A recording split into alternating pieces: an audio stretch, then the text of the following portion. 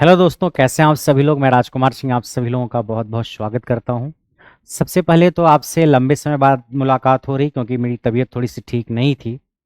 और दूसरी चीज़, बच्चे कल से ही मैसेज करके परेशान कर दिए हैं कि सर, आरआरबीजे की नई वैकेंसी आ गई, आपने अभी तक वीडियो क्यों नहीं बनाई है। ये जो नोटिस आपने देखा है वो एक तरीके से ड्राफ्ट है, या अभी फाइनल नोटिस तो नहीं आया है, वो एक तरीके से ड्राफ्ट आप कह सकते हो। ऑफिशियल नोटिफिकेशन आ जाता तो मैं ज़रूर वीडियो बनाता, मगर आप लोगों ने कहा है तो उसकी चर्चा मैं कर लेता हूँ। आप में से कई सारे बच्चे मैसेज कर करके बोल रहे थे, सर इस बार तो 10,000 वैकेंसी आएगी, 15,000 वैकेंसी आएगी, सर सीनियर सेक्शन इंजीनियर की वैकेंसी भी आएगी। मैंने बोला कैसे पता बेटा। बोले सर किसी टीचर ने बताया है, किसी ने कहा है भाई।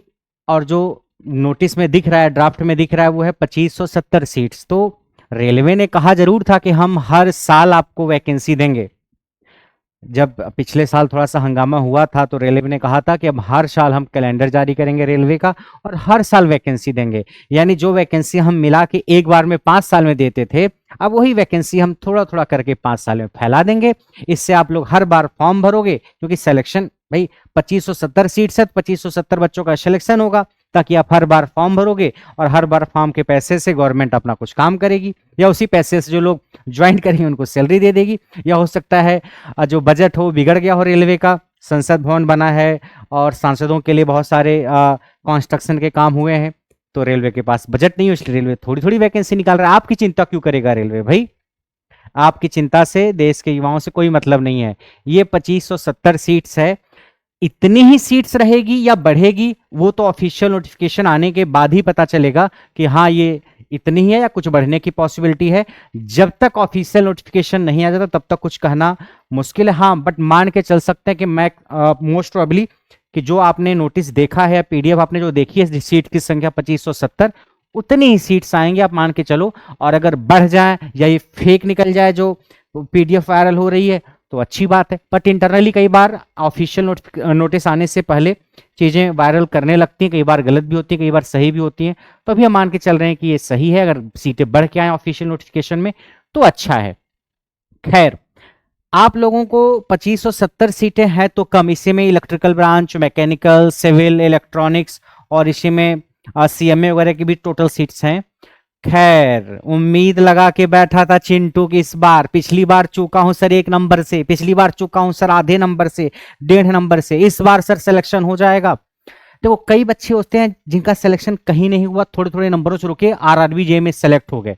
तो आपको इस एग्जाम की तैयारी अगर आपने की है, या जेई की किसी भी एग्जाम की आपने तैयारी की, तो आपको फॉर्म तो जरूर भरना चाहिए, और फॉर्म भर के पेपर देना चाहिए सिंसियरिटी के साथ। कई बार आपका सिलेक्शन सीटें कम रहती हैं तो वहां पे पहले हो जाता है, आसानी से हो जाता है। कई बार आप हिम्मत भले से हार के रहते हो, 15 सीट है क्या होगा सिलेक्शन, 20 सीट है क्या होगा सिलेक्शन।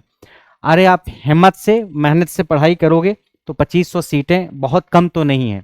आइए सीट्स जरा संख्या देख लेते हैं। जो ड्राफ्ट है उसमें जो सीटें मेंशन है, इलेक्ट्रिकल डिपार्टमेंट में सीटें हैं आपकी 489, सिविल में है 741, मैकेनिकल में है 743, signal and telecom CS NIT में है 218, ट्रैक मशीन में 121, डीएमएस में है, डिपो मटेरियल सुपरिटेंडेंट में है 195, सीएमए में है आपका 63, chemical and metallurgical assistant. Total seats अगर आप काउंट करोगे तो 2570 सीट्स हैं। ये डिपार्टमेंट्स हैं एक तरीके से। अब सवाल आता है कि आप किस किस पोस्ट पे अप्लाई कर सकते हो। वो तो जब ऑफिशियल नोटिफिकेशन आएगा तो आप अच्छे से पढ़ना और देखना। मैं आपको एक ओवरव्यू हल्का सा दे देता हूं। जो टोटल 2570 सीट्स हैं, इसमें से किस किस सीट पे कौन कौन सा बच्चा अप्लाई कर सकता है। सबसे पहले तो अगर आपने डिप्लोमा किया है इलेक्ट्रिकल से तो भी आप अप्लाई कर सकते हो, आपने बीटेक किया है तो भी अप्लाई कर सकते हो, मतलब किसी ब्रांच से, इलेक्ट्रिकल, मैकेनिकल, सिविल या इलेक्ट्रॉनिक्स। आपने डिप्लोमा किया है तो भी, बीटेक किया है तो भी, पेपर सबका एक जैसा ही आएगा। Means diploma and BTech both are allowed. अगर मैं बात करूं कि अगर आपकी इलेक्ट्रिकल ब्रांच है तो आप इलेक्ट्रिकल ब्रांच वाले इलेक्ट्रिकल की पोस्ट पे भी अप्लाई कर सकते हैं, मैकेनिकल की पोस्ट पे भी, डीएमएस की पोस्ट पे भी, इलेक्ट्रॉनिक, सिग्नल एंड टेलीकॉम की पोस्ट पे भी, ट्रैक मशीन की पोस्ट पे भी। मतलब इलेक्ट्रिकल का बच्चा ज्यादातर पोस्ट पे अप्लाई कर सकता है, एक सिविल की छोड़ के और एक सीएमए छोड़ करके, लगभग बाकी सारी पोस्ट पे अप्लाई कर सकता है। इलेक्ट्रॉनिक्स का अगर बच्चा है, आपने इलेक्ट्रॉनिक्स से डिप्लोमा बीटेक किया है, तो आप इलेक्ट्रिकल के पोस्ट पे, मैकेनिकल पे, signal and telecom, track machine, DMs में अप्लाई कर सकते हो। आप सिविल में नहीं अप्लाई कर पाओगे। और सीएमए में नहीं अप्लाई कर सकते। ऐसे मैकेनिकल का बच्चा इलेक्ट्रिकल की पोस्ट पे मैकेनिकल डीएमएस ट्रैक मशीन में अप्लाई कर सकता है। ये बच्चा सिविल में या सिग्नल एंड टेलीकॉम में अप्लाई नहीं कर सकता। सिविल का बच्चा सिविल में और डीएमएस में अप्लाई कर सकता है। कंप्यूटर साइंस का बच्चा इलेक्ट्रॉनिक्स सिग्नल एंड टेलीकॉम और डीएमएस में अप्लाई कर सकता है। और सीएमए का बच्चा जो है, इसकी जो सीट्स हैं 63 सीट्स हैं, अभी आप देखोगे, ये अप्लाई कर, आप सीएमए की पोस्ट पे अप्लाई कर सकते हो अगर आपने बीएससी किया हुआ फिजिक्स एंड केमिस्ट्री के सब्जेक्ट से। अगर आपने फिजिक्स एंड केमिस्ट्री से बीएससी किया हो तब सीएमए के लिए अप्लाई कर सकते हो। इसके लिए 63 सीट्स हैं।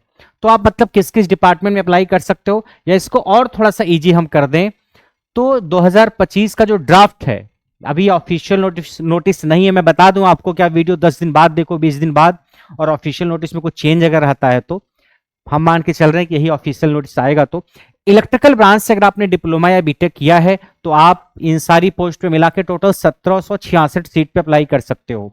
1766 1766 सीट्स पे अप्लाई कर सकते हो। सिविल ब्रांच से अगर आपने डिप्लोमा या बीटेक किया है तो आप 936 सीट्स पे अप्लाई कर सकते हो। मैकेनिकल से अगर आपने किया है तो 1548 1548। सिग्नल एंड टेलीकॉम वाले जो है 1766 सीट पे अप्लाई कर सकते हैं। सिग्नल एंड टेलीकॉम का मतलब अगर आपने इलेक्ट्रॉनिक्स ब्रांच वाले हैं, इलेक्ट्रॉनिक्स ब्रांच वाले। कंप्यूटर साइंस वाले जो है 413 पोस्ट पे अप्लाई कर सकते हैं। और बीएससी फिजिक्स एंड केमिस्ट्री वाले यानी जो सीएमए वाले हैं वो 63 सीट्स पे अप्लाई कर सकते हैं। ठीक है, तो इलेक्ट्रिकल के लिए जो 2570 सीट्स हैं, इलेक्ट्रिकल से जो बच्चा डिप्लोमा या बीटेक किया है या दोनों भी किया है तो 1766 सीटों के लिए एलिजिबल है। सिविल का बच्चा 936 के लिए, मैकेनिकल का 1548 के लिए। सिग्नल एंड टेलीकॉम या फिर इलेक्ट्रॉनिक्स का जो बच्चा है जो वो 1766 सीट के लिए एप्लीकेबल है। कंप्यूटर साइंस यानी देखो, इलेक्ट्रिकल का बच्चा जितनी सीट्स पे एप्लीकेबल है, इलेक्ट्रॉनिक्स का भी बच्चा लगभग उतनी सीट्स पे एप्लीकेबल है। कंप्यूटर साइंस का बच्चा 413 के सीट्स पे एप्लीकेबल है। और अगर आपने बीएससी किया physics and chemistry as a main subject तो आप सीएमए की पोस्ट पे अप्लाई करोगे जो 63 सीट्स हैं। कहने का यह मतलब है कि एक ही सीट ऐसी होगी जिसपे इलेक्ट्रिकल का भी बच्चा जाएगा, मैकेनिकल का भी बच्चा जा सकता है, उसमें उसी में इलेक्ट्रॉनिक्स का ही बच्चा जा सकता है। कहने का मतलब आप ये समझ जोड़ने लगना कि सर इसको जोड़ रहे हैं तो 2570 से ज्यादा हो रही है। ऐसा इसलिए दिख रहा है क्योंकि कई सारी ऐसी पोस्ट होंगी जिसमें इलेक्ट्रिकल का ही बच्चा ही बैठ सकता है, मैकेनिकल का ही बच्चा बैठ सकता है, इलेक्ट्रॉनिक्स का ही बच्चा बैठ सकता है। इसलिए तो टोटल सीट्स 2570 ही हैं। उस 2570 में से अगर आप इलेक्ट्रिकल के हैं तो इतनी सीट के लिए आप एलिजिबल हैं।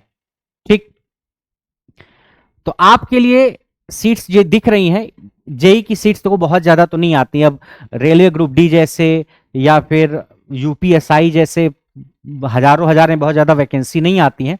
ये इंजीनियर्स के एग्जाम है, प्रेस्टिजियस एग्जाम है, तो इसमें सीटें आपको लाखों या बहुत हजारों में नहीं मिलेंगी। तो इतनी सीट से कम तो हैं, बहुत कम है, बट फिर भी आपको अपना जौहर दिखाने का मौका देंगे।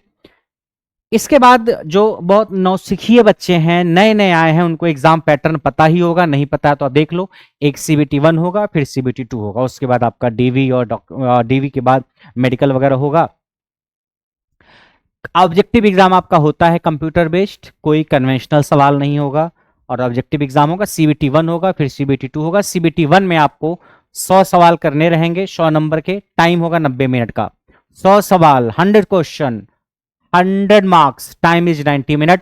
सीबीटी 1 में 30 सवाल मैथ के 30 नंबर के, 25 सवाल रीजनिंग के 25 नंबर के, 15 सवाल जनरल अवेयरनेस के 15 नंबर के, और 30 सवाल जनरल साइंस के 30 नंबर के, means physics chemistry bio. So physics chemistry bio here, general awareness, reasoning and mathematics. Total 100 question, 100 सवाल, 100 नंबर के, 90 मिनट का टाइम है। सीबीटी 1 होगा, फिर उसका रिजल्ट आ जाएगा, और रिजल्ट आने के बाद जो लोग क्वालिफाई करेंगे उनको सीबीटी 2 में बैठना पड़ेगा। और जो सीबीटी 2 का एग्जाम होगा उसमें टोटल 150 क्वेश्चन रहेंगे, 150 नंबर के, टाइम रहेगा 120 मिनट का, यानी 2 घंटे का। इसमें 150 क्वेश्चन में 100 सवाल तो आपके टेक्निकल के रहेंगे, 100 सवाल 100 नंबर के टेक्निकल एबिलिटी, यानी अगर आपकी ब्रांच इलेक्ट्रिकल है तो आपको इलेक्ट्रिकल के 100 सवाल मिलेंगे। आपकी ब्रांच मैकेनिकल है तो मैकेनिकल के, सिविल है तो सिविल के, या इलेक्ट्रॉनिक्स है तो इलेक्ट्रॉनिक्स के, या सीएमए है तो सीएमए से रिलेटेड सवाल जो होंगे 100 सवाल आपकी ब्रांच से रिलेटेड होंगे। उसके बाद 50 सवाल जो होंगे बाकी सब घास भूसा मिला के है। 15 सवाल जनरल अवेयरनेस के, फिजिक्स एंड केमिस्ट्री के 15 सवाल, कंप्यूटर के 10 सवाल, इन्वायरमेंट के 10 सवाल, इन्वायरमेंट के 10 सवाल, कंप्यूटर के 10 सवाल, फिजिक्स एंड केमिस्ट्री के 15, जनरल अवेयरनेस के 15 और टेक्निकल के 100। तो आपका ट्रेड जो है, ब्रांच, वो यहां पे डिसाइडिंग फैक्टर हो सकता है, क्योंकि फिजिक्स केमिस्ट्री तो आप पढ़ के आते ही हो, एनवायरमेंट और कंप्यूटर भी आप किसी न किसी एग्जाम के लिए आपने थोड़ा बहुत पढ़ा होगा, जनरल अवेयरनेस तो आप पढ़ते ही हो, टेक्निकल अगर आपने अच्छे से पढ़ा है तो आप दे सकते हो। 150 सवाल 150 नंबर के 120 मिनट में, ये एग्जाम पैटर्न आपका हो गया। अब सवाल आता है कि सर इसका फॉर्म वॉर्म कब से भरा जाएगा? फॉर्म भरा जाएगा जब ऑफिशियल नोटिस आ जाएगा, उसमें सारी चीजें मेंशन होंगी, फिर हम चर्चा करेंगे। जब तक ऑफिशियल नोटिस नहीं आ जाता, कुछ भी गारंटी के साथ कहना भी मुश्किल है, तो मैं जब ऑफिशियल नोटिस आएगा तो आपसे चर्चा करूंगा। आज मैं कुछ कहूं कल बात पलट दूं तो अच्छी चीज नहीं है एक टीचर के लिए, ठीक है। लेकिन ये ड्राफ्ट है, तो मान के चल रहा हूं मैं कि यही ऑफिशियल नोटिस में रहेगा। अगर सीटें कुछ बढ़ जाएं, 2500 की सीटों का 5000 हो जाए, 5000 ही हो जाए तो ठीक है, इट्स ए रिस्पेक्टेबल नंबर। 7000, 5000, 6000, 8000 ठीक है, नहीं 10,000 अगर है तो भी 2500 भी सारी ब्रांचेज के लिए मिला करके तो बहुत ज्यादा संख्या तो नहीं है, बट ये एक मौका उन बच्चों के लिए होगा जो बच्चे पिछली बार आरआरबी जेईई में कुछ कुछ गलतियां करके कुछ कुछ नंबरों से बाहर हुए होंगे। तो आपको अपनी तैयारी को, उन कमियों को दूर करके दोबारा से अच्छे से करके देना है। बाकी जब ऑफिशियल नोटिस आएगा तो हम उसकी दोबारा से चर्चा करेंगे। सिलेबस वगैरह की अगर आप बात करोगे तो आप इलेक्ट्रिकल ब्रांच की अगर मैं सिलेबस की बात करूं तो इलेक्ट्रिकल का टेक्निकल का जो सिलेबस है 100 मार्क्स का, वो पूरा का पूरा या लगभग 95% सेम है एसएससी जेई से। जो सिलेबस एसएससी जेई का टेक्निकल का है, मैं नॉन टेक की बात नहीं कर रहा हूं, टेक्निकल का है, वही सेम सिलेबस लगभग 95% आरआरबी जेई के भी टेक्निकल का है, ठीक है। तो आपको वही सब्जेक्ट्स पढ़ने हैं। बस एसएससी जेईई में क्या होता है कि उसमें सीबीटी 1 के साथ साथ जो दूसरा पेपर होता है उसमें भी टेक्निकल आती है, और सीबीटी 2 वाली टेक्निकल थोड़ी सी अच्छी होती है। यहाँ पे आपके पास सीबीसी 1 में टेक्निकल नहीं होगा, सीबीटी 2 में टेक्निकल होगा, और उसको आपको अच्छे से पढ़ना होगा, ठीक है। जैसे नेटवर्क थ्योरी है, मशीन हो गया, मेजरमेंट हो गया, पावर सिस्टम हो गया, बेसिक इलेक्ट्रॉनिक्स हो गया, यूडब्ल्यू हो गया, एस्टिमेशन एंड कॉस्टिंग हो गया, और थोड़ा सा डिजिटल इलेक्ट्रॉनिक्स, थोड़ा सा थायरिस्टर वगैरह, ये सारी चीजें आपको पढ़ के जानी है इलेक्ट्रिकल ब्रांच के लिए। बाकी मैकेनिकल सिविल के बच्चे जो हैं वो अपने ब्रांच का सिलेबस अच्छे से जानते हैं, नहीं जानते हैं तो आप पीडीएफ में देख सकते हो जब ऑफिशियल नोटिस आएगा तो, ठीक है। तो सर हम क्या करें, क्या करें? अरे वैकेंसी तो जेई की बहुत सारी आई है, उन सारी एग्जाम की तैयारी में आप लगे हुए हैं तो लगे रहिए, उन एग्जाम्स को दीजिए, और आरआरबी जेई भी एक आपके लिए एक और ऑप्शन लेकर के आ गया तो इसमें भी लग जाए। कुछ बच्चे होते हैं केवल 2 साल 3 साल पहले से ठान के बैठने, सर हम आरआरबी जेई भी जाएंगे, आरआरबी जेई जिंदाबाद। बेटा ये इस पीएसयू में वैकेंसी आई, नहीं नहीं सर इसमें नहीं जाएंगे। बेटा मध्य प्रदेश का भर दो, नहीं सर मध्य प्रदेश का नहीं भरेंगे। सर हम केवल यूपी पीसीएल देंगे, यूपी वाला बच्चा कह रहा है, और कुछ बच्चे हैं बंगाल का, सर हम केवल आरआरबी जेई देंगे। नहीं, आप जिस एग्जाम के लिए एलिजिबल हैं, अगर आपकी तैयारी ठीक ठाक है, इवन 80% भी है, तो आप फॉर्म फिल करके पेपर दीजिए, क्योंकि पेपर दे करके कुछ रियल टाइम जब एक्सपीरियंसेस आप लोगे तभी आप सीखोगे, ठीक है। जब तक युद्ध की लड़ाई में जाओगे नहीं तब तक पता नहीं चलेगा क्या गलतियां एक्चुअली में लड़ाई करते हुए होती हैं। कितनी भी किताबें आप पढ़ लो, कितनी भी कहानियां सुन लो, जो रियल टाइम एक्सपीरियंस है वो लड़ाई लड़के ही सीखा जा सकता है, ठीक है। तो ऑफिशियल नोटिस आने दीजिए। बाकी सिलेबस क्या है, क्या क्या टॉपिक्स हैं जो आपको अच्छे से देखने हैं, जैसे पिछली बार का जो पेपर था। और अगर आप बैच के लिए ढूंढ रहे हो तो वैकेंसी बहुत ज्यादा तो नहीं है चिंटू करा, सर क्या ही तैयारी करें? अगर आपने पहले से पढ़ रखा है तो उसी को रिवाइज करके आप पेपर दे सकते हो, या अगर आप बैचेज की तलाश में हो तो करियर विल ऐप पे आपको बैच मिलेगा। 22 सितंबर से बैचेज स्टार्ट होंगे करियर विल ऐप पे, नए बैचेज इलेक्ट्रॉनिक्स ब्रांच के लिए, सिविल के लिए, मैकेनिकल के लिए और इलेक्ट्रिकल के लिए। साथ ही साथ मोस्ट प्रोबेबली हो सकता है सीएमए के लिए भी बैच आए, जो बीएससी के बच्चे हैं फिजिक्स एंड केमिस्ट्री से, सीएमए के लिए भी हो सकता है बैच आए, बट सीएमए का भी कंफर्म नहीं कर सकता मैं, मंडे को पता चलेगा। बाकी civil, mechanical, electrical and electronics, इन 4 ब्रांचेज के लिए बैच आपको 22 सितंबर से या 23 सितंबर से करियर लैब पे दिखेगा, तो आप अपनी तैयारी वहां से स्टार्ट कर सकते हैं, ठीक है। सीटें कम है इसलिए आपको अपनी तैयारी को थोड़ा सा और सर्टेनिटी के साथ और गलतियों को कम करते हुए करना है, ताकि कम सीट्स में आप अपने सिलेक्शन को पक्का कर पाए। और साथ ही साथ जो तैयारी होगी आरआरबी जेई की, ये आरआरबी जेई के अलावा और बहुत सारे एग्जाम में काम आएगी। तो ऐसा नहीं कि किसी पर्टिकुलर एग्जाम की तैयारी फेल हो जाती है अगर आपका उस एग्जाम में सिलेक्शन नहीं होता है, तो इससे मिलते जुलते और जो एग्जाम होंगे आप उनके लिए भी तैयारी कर सकते हैं सेम बैचेस से, क्योंकि network theory, machine, power system, measurement तो लगभग हर एग्जाम में आता है, तो आपको पढ़ना होगा, ठीक है। बाकी ये नंबर है, अगर आप कुछ पूछना चाहो तो व्हाट्सएप मैसेज आप करना, कॉल आपको नहीं करना है, आपको रिप्लाई 2 दिन के अंदर मिल जाएगा। ठीक है, तो मिलते हैं अगली चर्चा के साथ नेक्स्ट क्लास में। तब तक के लिए नमस्कार, और उम्मीद करते हैं सीटों की संख्या बढ़ जाएगी, और अगर नहीं बढ़ी तो आपको 21 सितंबर को शायद आप लोगों का ट्विटर कैंपेन है, तो संडे के दिन, तो आप लोग उसमें बढ़ चढ़ करके हिस्सा लीजिए। कोशिश करने में कुछ भी नहीं जाता, आप कोशिश करेंगे तो हो सकता है सीटें बढ़ें, और अगर मान लीजिए नहीं बढ़ पाती हैं तो जो सीटें हैं उसके लिए आप मेहनत से तैयारी करेंगे। ठीक है, तो मिलते हैं नेक्स्ट क्लास में, तब तक के लिए नमस्कार।